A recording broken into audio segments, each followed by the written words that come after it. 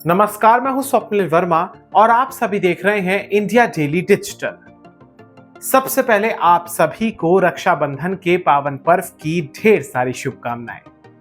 आज की इस वीडियो का विषय है जम्मू कश्मीर। जम्मू कश्मीर की एक राजनीतिक दल है जिसका नाम है नेशनल कॉन्फ्रेंस।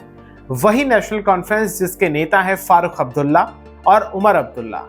ये वही अब्दुल्ला परिवार है जिसकी 3 पीढ़ियां जम्मू कश्मीर के सियासत के शिखर पर पहुंची है। वर्तमान में उमर अब्दुल्ला सक्रिय सियासत में है और एक प्रकार से मैं आपको बताना चाहूंगा कि अब जम्मू कश्मीर में जिस प्रकार से आप जानते हैं कि चुनावी बिगुल फूंका जा चुका है, ऐसे में तमाम राजनीतिक दल, उनके शीर्ष नेता अपनी अपनी तैयारियों में जुट गए हैं, चाहे पीडीपी हो या एनसी हो या कांग्रेस हो या बीजेपी हो या फिर वहां की और कोई राजनीतिक दल हो। अब इसी कड़ी में आज एक महत्वपूर्ण डेवलपमेंट हुई है और वो हुई है नेशनल कॉन्फ्रेंस से संबंधित। नेशनल कॉन्फ्रेंस उमर अब्दुल्ला की पार्टी है, फारूक अब्दुल्ला की पार्टी है और इस पार्टी ने अपना मैनिफेस्टो जारी किया है। उमर अब्दुल्ला ने शीर्ष नेताओं की मौजूदगी में एक प्रेस कॉन्फ्रेंस की और वहां पर अपने मैनिफेस्टो की बड़ी बड़ी बातों का ऐलान किया। अब इसमें सबसे बड़ी चौंकाने वाली बात यह है कि उमर अब्दुल्ला ने एक बार फिर से अनुच्छेद 370 और 35A का राग अलापा है। यानी उमर अब्दुल्ला ने साफ तौर पर यह कहा है कि अगर उनकी पार्टी की सरकार बनती है जम्मू कश्मीर में तो फिर वो आर्टिकल 370 और 35A की बहाली के लिए प्रयास करेंगे, विधानसभा में केंद्र सरकार के फैसले के खिलाफ प्रस्ताव लेकर आएंगे। ये एक बहुत बड़ा ऐलान है, बहुत बड़ी एक प्रकार से आप कह सकते हैं कि कमिटमेंट है उनके द्वारा दी गई, जो कि मैनिफेस्टो में उन्होंने लिखा है कि वो आर्टिकल 370 और 35A की बहाली करना चाहते हैं।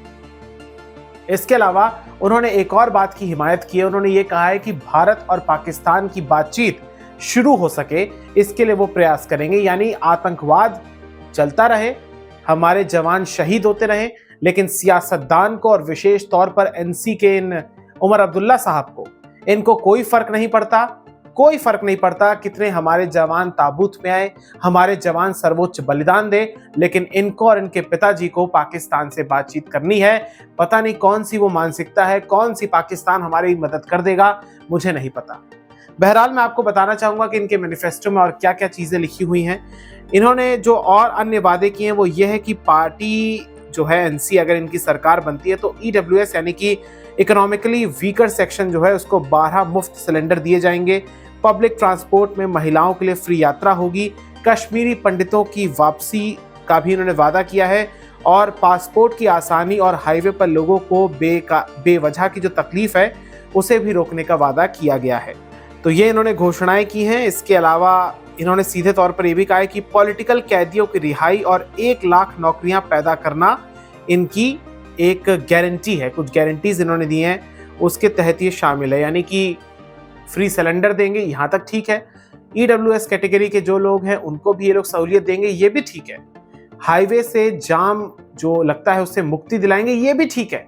लेकिन ये कहाँ तक ठीक है कि भारत और पाकिस्तान के बीच आतंकवाद के माहौल में, जहां पड़ोसी देश पाकिस्तान सीमा पार से आतंकवादी भेजता है हमारे देश में, या वहां पर जो कश्मीर के अंदर जो आतंकवादी हैं उनको एक्टिवेट करता है, उनको एक्टिव रहने के लिए जितनी भी चीजें हैं, संसाधन है, वो मुहैया कराता है, उस पाकिस्तान के साथ ये बातचीत करने की हिमायती है। ये लोग हैं, आप इनको देखिए, पहचानिए।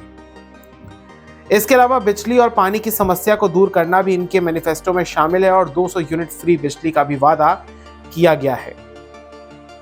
गरीब महिलाओं को 5,000 रुपए हर महीने दिए जाएंगे, ऐसा इन्होंने कहा है। और नशीली दवाओं की लत के खिलाफ एक युद्ध छिड़ा जाएगा, यानी कि एक अभियान ये लोग चलाएंगे नशा मुक्ति के तौर पर एक तरीके से। खेती और बागवानी और बढ़ावा देने पर भी मैनिफेस्टो में कुछ योजनाओं को शामिल किया गया है। कैंसर और हार्ट जैसी बीमारियों के लिए ट्रस्ट का गठन किया जाएगा। वहीं महिलाओं को यूनिवर्सिटी लेवल तक और सभी पुरुषों को कॉलेज लेवल तक फ्री शिक्षा देने का भी वादा किया गया है। तो ये कुछ अहम इनके घोषणा पत्र में इनके कुछ वादे किए गए हैं। मैं आपको और भी वादे इनके बताता हूँ। अपार्ट फ्रॉम 370, 35A और भारत पाकिस्तान की बातचीत, इन्होंने जो ऐलान किए, अब ईश्वर जानता है कि कितना ये लोग पूरा कर पाएंगे और कितना आर्टिकल 370 के हटने से पहले कितना जम्मू कश्मीर आगे बढ़ रहा था और उसके बाद ये आप सभी जानते हैं आप खुद भी, अगर जो व्यूवर्स हमारे देख रहे हैं, ये भी कितनी बार जम्मू कश्मीर अगर गए हैं तो वहां के हालात इस समय कितने अच्छे हैं, और पहले अगर गए हो तो उससे तुलना करके देख लीजिए, सब कुछ शीशे की तरह साफ हो जाएगा और आईने की तरह सब कुछ उसमें रिफ्लेक्ट कर देगा। जो उमर अब्दुल्ला हैं, इन्होंने इसको कहा है कि ये 5 साल का रोड मैप है, सिर्फ चुनावी वादे नहीं है। तो वही जो टिपिकल नेता जिस तरीके से बयानबाजी करते हैं। इसके अलावा इन्होंने एक और बात कही है कि शेरे Kashmir institute of medical sciences की स्वायत्तता को बहाल किया जाएगा, राज्य के लिए एक व्यापक स्वास्थ्य नीति बनाई जाएगी और अत्याधुनिक कैंसर अस्पताल बनाने के लिए प्रयास किया जाएगा। हर गांव और मोहल्ले में बुनियादी स्वास्थ्य देखभाल और आपातकालीन सेवाओं के लिए क्लिनिक स्थापित किए जाएंगे। इसके अलावा उन्होंने लिखा है कि केंद्र सरकार के साथ मिलकर सेब के आयात पर प्रतिबंध के लिए कदम उठाए जाएंगे। आयातित सेब का न्यूनतम मूल्यांकन मूल्य बढ़ाया जाएगा ताकि डोमेस्टिक किसानों की सुरक्षा की जा सके। केसर उत्पादन की सुरक्षा और संवर्धन के लिए भी एक उच्च स्तरीय समिति का गठन किया जाएगा। ये भी कुछ वादे इन्होंने किए हैं। इसके अलावा मैं आपको बताना चाहूंगा कि उन्होंने कहा है कि जम्मू कश्मीर के दूर दराज और दुर्गम क्षेत्रों में पेयजल की आपूर्ति सुनिश्चित की जाएगी। युवाओं को रोजगार देने के लिए कई महत्वपूर्ण वादे किए गए हैं। 1 लाख नौकरी जो देने का इन्होंने वादा किया है, 1 लाख युवाओं को नौकरी देने का वादा किया गया है। सभी सरकारी विभागों में 180 दिनों के भीतर सभी रिक्तियों को भरा जाएगा और भविष्य की नीतियां भी सुनिश्चित की जाएंगी। वहीं सरकार गठन के पहले 3 महीनों के भीतर जम्मू कश्मीर युवा रोजगार सृजन अधिनियम पारित किया जाएगा और स्टार्टअप योजना के तहत प्रोत्साहन संबंधी नौकरियां भी दी जाएंगी। इसके अलावा इन्होंने कहा है कि जन सुरक्षा अधिनियम यानी कि पीएसए को रद्द किया जाएगा, राजनीतिक कैदियों की रिहाई सुनिश्चित की जाएगी, कश्मीरी पंडितों की गरिमामय वापसी भी की जाएगी और राजमार्गों पर लोगों को अनावश्यक तौर पर परेशान करने पर रोक लगाई जाएगी। अल्पसंख्यक आयोग की भी स्थापना की जाएगी, गरीब परिवारों को भी सिलेंडर दिए जाएंगे। वहीं सभी सार्वजनिक परिवहनों में महिलाओं को मुफ्त यात्रा कराई जाएगी। तो ये कुछ इनके मैनिफेस्टो की बड़ी बड़ी बातें थी, लेकिन अहम बात यह है कि सुप्रीम कोर्ट, जो कि देश की सर्वोच्च न्यायालय है, उस तक ने केंद्र सरकार के इस फैसले पर अपनी मुहर लगाई है। कहा कि संवैधानिक तौर पर वैध था आर्टिकल 370 को हटाना, लेकिन उसके बावजूद उमर अब्दुल्ला हो या फिर महबूबा मुफ्ती हो, अभी उनका भी मैनिफेस्टो आएगा, आप देखिएगा, इन लोगों ने अभी तक आर्टिकल 370 वाला राग छेड़ा रखा है, अभी तक अलाप रहे हैं। ये लोग क्यों चाहते हैं मुझे नहीं पता कि देश में 2 निशान हो, 2 विधान हो, 2 संविधान हो, मुझे नहीं पता क्यों चाहते हैं। ये एक तरीके से आप समझ ही सकते हैं। बहरहाल ये मैनिफेस्टो उनका आया है। इस मैनिफेस्टो पर आपकी क्या राय है हमें कमेंट सेक्शन में बताइएगा।